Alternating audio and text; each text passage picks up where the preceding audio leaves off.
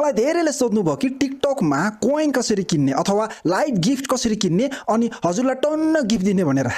त्यो त म सिकाइहाल्छु नि हजुर हैन जस्ट जोकिङ है म कफी चाहिँ एकदमै पिउँछु हजुर हैन यदि तपाईहरुलाई मैले गरेको सहयोगको एप्रिसिएसन गर्न मन लाग्छ र मलाई एक कप कफी किनिदिन मन लाग्छ भने buymeacoffee.com/nepali creator मा जानुहोस् अनि मलाई एक कप कफी किनिदिनुहोस् हस् अब कोइन अथवा लाइभ गिफ्ट किन्नको लागि तपाईले टिकटकमा सबभन्दा पहिला माथि तीन दरको मेनुमा क्लिक गर्नुपर्ने हुन्छ है तीन दरको मेनुमा यसरी क्लिक गर्नु सेटिङ एन्ड प्राइभेसी आउँछ सेटिङ एन्ड प्राइभेसीमा क्लिक गर्नु होला त्यसपछि तपाईले ब्यालेन्स भन्ने अप्सन देख्नुहुन्छ ब्यालेन्समा क्लिक गर्नुहोस् हस् ब्यालेन्समा क्लिक गर्नुभएपछि तपाईलाई यसले तपाईको कति ब्यालेन्स छ अहिले सबै देखाउँछ तपाईको गिफ्ट रेभेन्यूबाट कति आएको छ हैन अर्कोले दिएको गिफ्टहरु कति आएको छ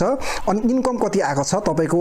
भ्युजहरुबाट यताउताबाट कति इन्कम आएको छ त्यो पनि देखाउँछ अनि माथि कोइन ब्यालेन्स इम्पोर्टेन्टली कोइन ब्यालेन्समा मेरो 0 छ कोइन नै छैन हैन त्यहाँ रिचार्ज भन्ने बटन देख्नु भएको छ रिचार्ज हो त्यो रिचार्जमा तपाईले क्लिक गर्नुपर्ने हुन्छ है कोइन किन्नलाई चाहिँ तपाईको सुरुमा 0 देखाएको हुन्छ छैन भने रिचार्जमा क्लिक गर्नु होला है ल मैले रिचार्जमा क्लिक गरे त्यसपछि तपाईलाई यसले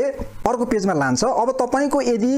लाइभ गिफ्टहरु आएको छ भने यसरी exchange live gift balance for coins भन्छ अरूले दिएको गिफ्ट पनि तपाईले त्यसलाई चाहिँ चेन्ज गर्न सक्नुहुन्छ है तल चाहिँ तपाईले त्यो एरोमा क्लिक गर्नु भयो भने चाहिँ तपाईले यसलाई चेन्ज गर्छस् भनेर चेन्ज गर्ने ठाउँमा पनि पुर्याउँछ यसरी हैन अनि तपाईले चेन्ज गर्न सक्नुहुन्छ आफ्नो गिफ्ट कत बराबरको कोइन चाहिँ तल यति कोइन अवेलेबल छ देखाउँछ त्यो अनुसारको कोइन तपाईले साट्न सक्नुहुन्छ अर्काले दिएको गिफ्टलाई पनि है तर मैले ब्याक गरे ल फर एक्जाम्पल मेरो अर्काले दिएको गिफ्टै छैन माथि कोइन ब्यालेन्स 0 नै छ भने अब मुनि हेर्नुस् तपाईले के किन्न सक्नुहुन्छ 5 वटा कोइन 70 350 700 1000 कतिवटा किन्ने हैन फर एक्जाम्पल अहिलेको लागि चाहिँ मैले 350 वटा कोइन किन्ने भए $499 को है $499 को 350 वटा कोइन किन्ने भए भने मैले त्यो $499 रातोमा ट्याप गर्नुपर्ने हुन्छ है जब मैले त्यहाँ ट्याप गर्छु मलाई यसले चाहिँ पैसा तिर्ने पेजमा लान्छ तपाईले आफ्नो बैंक व्यवसाय अनुसारको कार्डहरु युज गरेर चाहिँ यसरी क्लिक गर्नुहोस् अनि त्यहाँ गएर चाहिँ तपाईले